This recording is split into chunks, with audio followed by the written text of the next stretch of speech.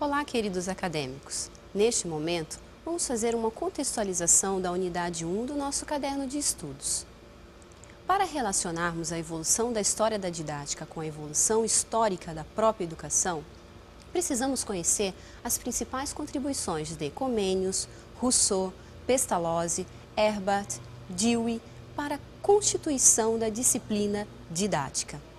Comenius revela bem o espírito de sua obra, A Didática é a Arte de Ensinar Tudo a Todos, e os 9 princípios para uma educação realista. Rousseau, que acreditava que as pessoas nascem boas, mas a sociedade as corrompe.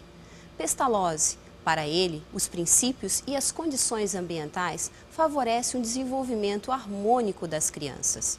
Herbart defendeu a ideia de que o objetivo da pedagogia é o desenvolvimento do caráter moral. Dewey, da educação tradicional à escola nova. Portanto, a didática pode ser traduzida como a arte ou a técnica de ensinar, fazer, aprender, instruir.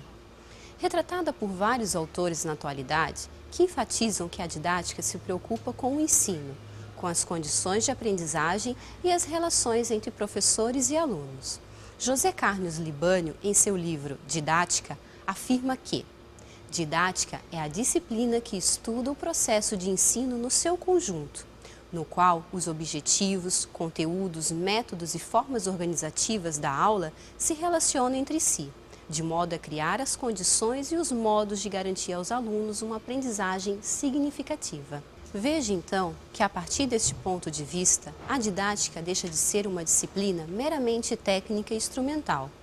De forma geral, podemos conceituar a didática como uma disciplina pedagógica que se preocupa com o processo de ensinar e aprender, procurando sempre melhorar a aprendizagem, mas sem perder de vista as finalidades sociopolíticas, pedagógicas e humanas que fazem parte da educação. Conforme José Carlos Libânio, em seu livro Didática, nos diz que a educação, ou seja, a prática educativa, é um fenômeno social e universal, sendo uma atividade humana necessária à existência e funcionamento de todas as sociedades. Não há sociedade sem prática educativa e nem prática educativa sem sociedade. A prática educativa é parte integrante da dinâmica das relações sociais, das formas da organização social. Suas finalidades e processos são determinados por interesses antagônicos das classes sociais.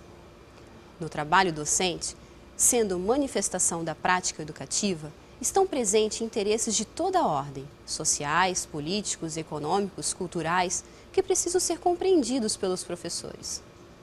Por outro lado, é preciso compreender também que as relações sociais existentes na nossa sociedade não são estáticas, imutáveis e estabelecidas para sempre.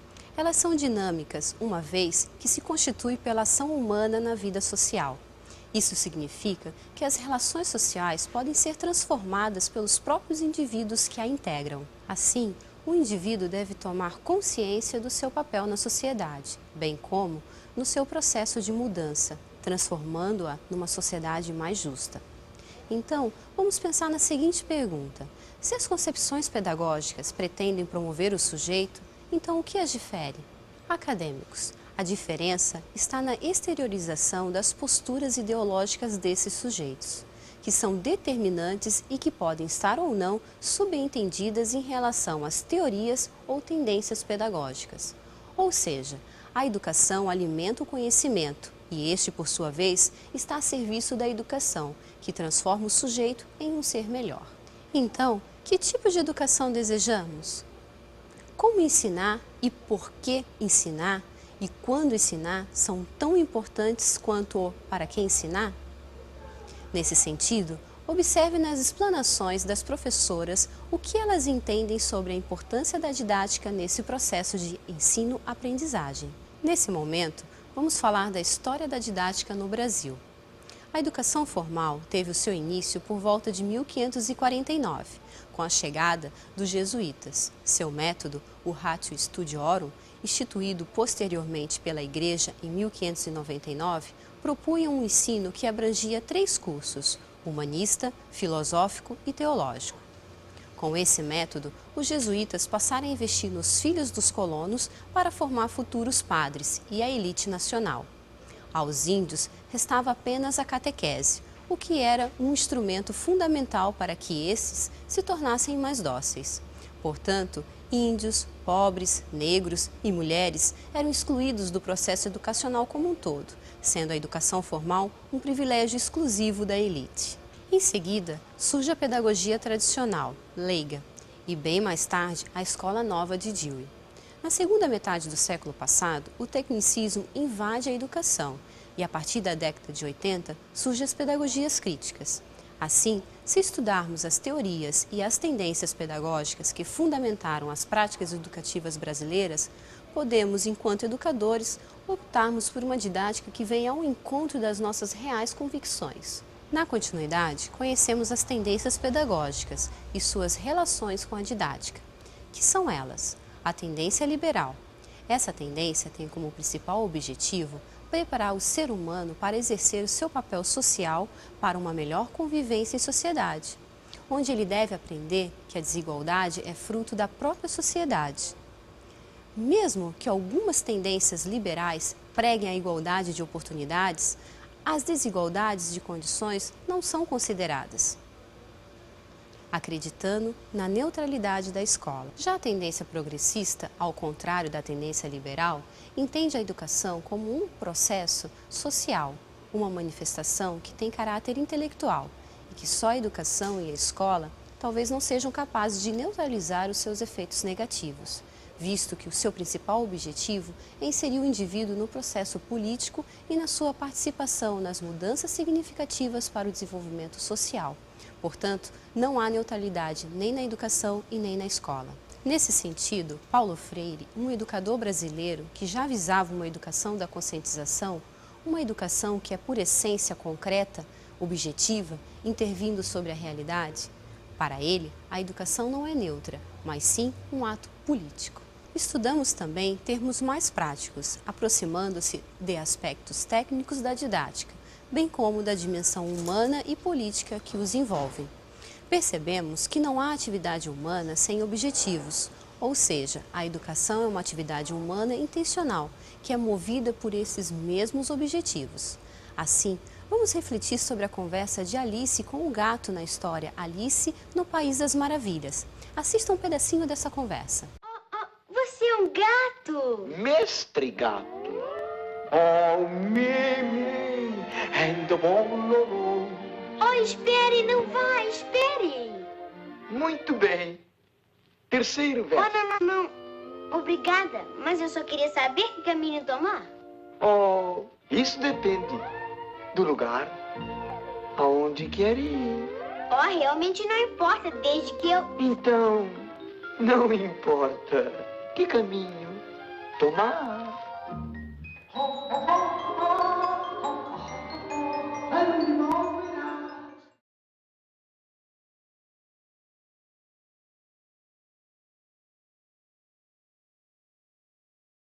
Portanto, quando não sabemos onde queremos ir, qualquer caminho serve.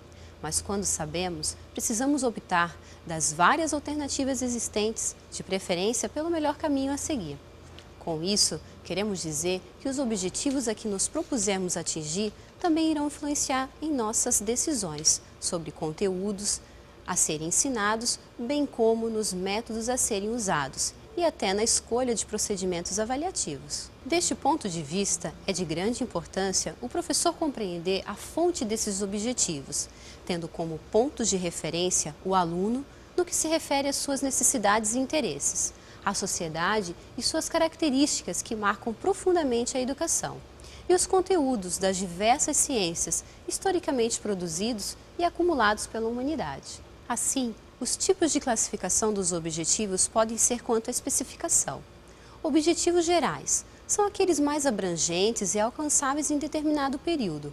Podem referir-se tanto ao papel da escola, do ensino, em relação à sociedade, quanto a propósitos que se deseja alcançar ao final de um ano letivo ou um fim de um curso. Esses objetivos têm pelo menos 3 níveis de alcance: os formulados pelo sistema educacional, os formulados pela escola e os formulados pelo professor. e os objetivos específicos, que são desdobramentos dos objetivos gerais e são definidos para uma ou mais aulas, para uma unidade ou até para uma disciplina.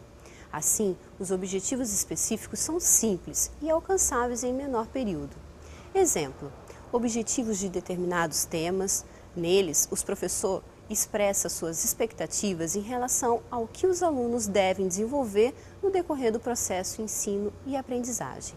E podem ser também quanto aos domínios, conforme Cláudio Piletti, em seu livro Didática Geral, cognitivos, abrangendo os conhecimentos intelectuais, conceitos e ideias, afetivos, abrangendo valores, atitudes, apreciações, e os psicomotores, abrangendo habilidades motoras. Nesse sentido, à medida que se efetua nova aprendizagem, aumenta a bagagem cultural do aluno, modificando sua maneira de perceber e entender o meio, levando o indivíduo a adquirir outro comportamento. Esta mudança comportamental é que comprova a aprendizagem. Portanto, os conteúdos de ensino precisam ter seus objetivos bem definidos, garantindo assim a segurança do trabalho docente e o melhor rendimento discente. Esse trabalho pedagógico precisa estar pautado em alguns critérios, como validade, utilidade, significação, adequação ao nível de desenvolvimento dos alunos e flexibilidade. Agora vamos conversar um pouco sobre a prática docente. Toda prática precisa estar relacionada com a organização de um planejamento. O que é um planejamento? Vamos verificar esse conceito na fala das professoras Daniela Bergamini Earn, pedagoga, professora da educação infantil e professora tutora da Uniaselv no curso de pedagogia. E também na fala da pedagoga, professora de informática do ensino fundamental e tutora da Uniaselv no curso de geografia, Débora Babel Cristiano.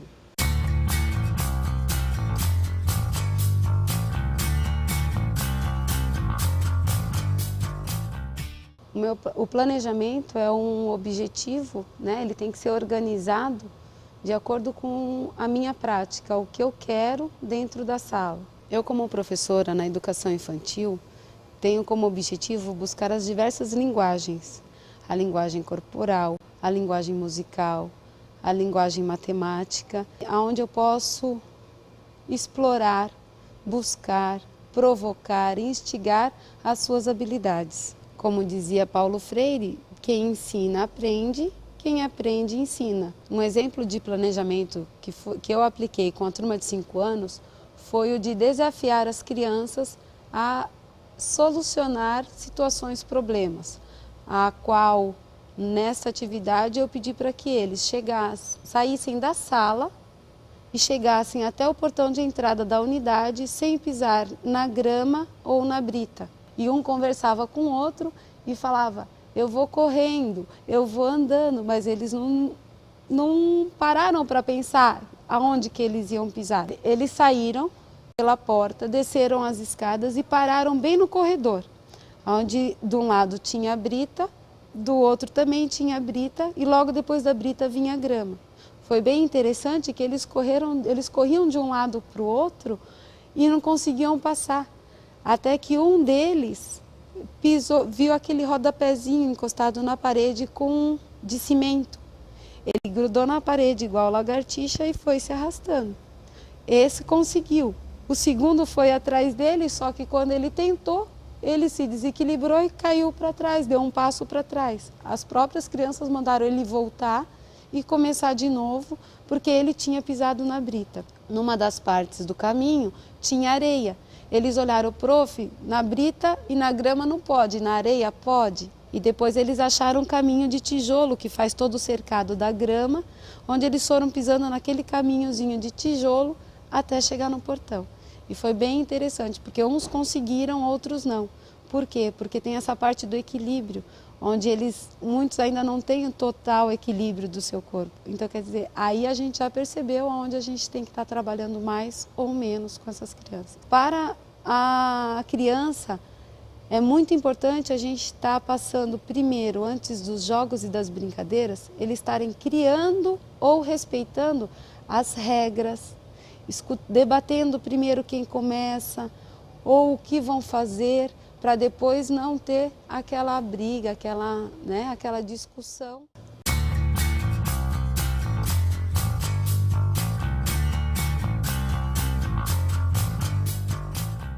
De acordo com a minha experiência como professora em sala de aula, o planejamento é uma proposta de atividades direcionadas às áreas do conhecimento. Como professora, eu sigo duas modalidades. Primeiro, plano de curso, que é o que eu devo seguir durante o ano letivo, por legislação. E, por segundo, plano de curso, onde eu tenho autonomia para realizar as atividades com os educandos em sala de aula.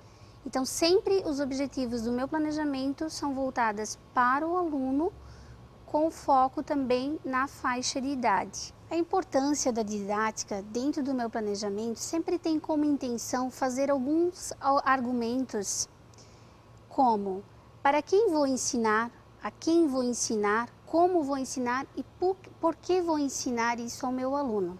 Diante das respostas que tenho e reflexões, posso seguir alguns focos, algumas direções para o meu planejamento e seguir algumas metodologias a ser realizadas dentro de sala de aula. Um exemplo de um planejamento a ser seguido foi aplicado com uma turma de terceiro ano, a antiga segunda série, onde foi trabalhado o tema e conteúdo paisagem. Por que o tema conteúdo paisagem? Porque é um tema que está dentro do currículo, do plano de curso da turma, mas também foi um tema de interesse da turma do terceiro ano, direcionado para a paisagem local onde essa turma está inserida. O objetivo dessa atividade e desse conteúdo é reconhecer e conhecer a paisagem local e a transformação em que houve durante o processo histórico do local na qual esses alunos estão inseridos. E também procurando trabalhar a iniciação cartográfica, que é um dos conteúdos que estão dentro do curso da disciplina de Geografia e também dentro do plano de curso da turma de terceiro ano. Primeiramente foi feita uma análise, uma reflexão, uma leitura de imagem com fotos e imagens do passado daquele local e fotos da atualidades para eles fazerem uma análise do processo do que aconteceu, as mudanças que aconteceram e as transformações que houveram naquele espaço. Pude perceber como educadora e mediadora o interesse que os alunos tiveram em relação ao tema, devido ao fato de estar desenvolvendo atividades voltadas para a sua realidade. Portanto, o planejamento é a previsão das situações específicas do professor com a sua turma, levando em consideração a história desses alunos e a realidade na qual estão inseridos. Para que o planejamento aconteça com segurança, é necessário que se configure o seu sentido através da definição dos objetivos e conteúdos que serão estruturados, permitindo assim uma sequência de atitudes participativa dos educandos. A adaptação do planejamento se dá nos primeiros encontros do professor com os seus alunos. A partir desse encontro, o professor terá condições de elaborar o plano e seus objetivos, que orientarão suas ações pedagógicas. Resumindo, não há prática educativa sem objetivos. Ao estudarmos o planejamento de ensino, vimos que ele se faz em vários níveis. Planejamento de um sistema educacional, planejamento escolar, planejamento curricular e planejamento didático. O planejamento didático é o que nos diz respeito, mais diretamente, subdividido em 3 níveis: plano de ensino, plano de unidade didática e plano de aula. Verifica-se então que o planejamento valoriza de modo efetivo as experiências de aprendizagem e os recursos disponíveis. Vários aspectos caracterizam um planejamento competente. Porém, é necessário que se mantenha a unicidade dos assuntos e atividades abordadas e principalmente a sua continuidade. Faz-se necessário ressaltar que o planejamento não pode ser rígido, pois surgem circunstâncias que propiciam modificações, acréscimo ou substituições. Pelo exposto, percebe-se que o planejamento deve ter uma característica fundamental, a flexibilidade. Bem, agora é o momento de estudarmos a unidade 2 do seu caderno de estudo. Espero que estejam gostando até aqui. Um abraço e até mais!